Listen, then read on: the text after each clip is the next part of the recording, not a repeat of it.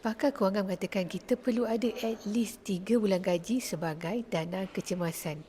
Yang mana rakyat Malaysia RM1,000 pun masih tak ada dalam simpanan walaupun dah bekerja bertahun-tahun. Okey, untuk buat anak muda di luar sana, perkara pertama yang patut kita buat bila mula ada pendapatan ialah bina dana kecemasan. Jadi, apa target yang paling asas? Firstly, simpanan bersamaan 3 bulan gaji. Contohnya, gaji RM3,000 sebulan. RM3,000 darab 3 bulan, jadi dana kecemasan kita ada at least dalam RM9,000.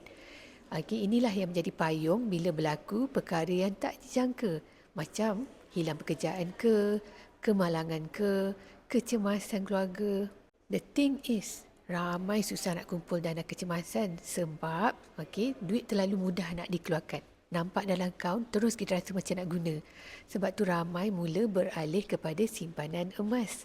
Bila duit ditukar kepada gram emas, kita lebih susah nak usik dia sesuka hati. Nak jual pun biasanya kita akan fikir banyak kali. Tanpa sedar, emas ni bantu kita lebih disiplin menyimpan dan kurangkan kebocoran wang.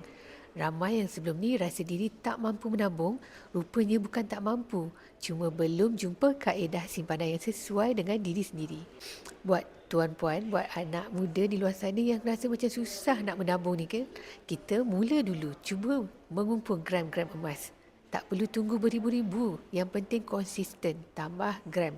Simpanan sedikit demi sedikit.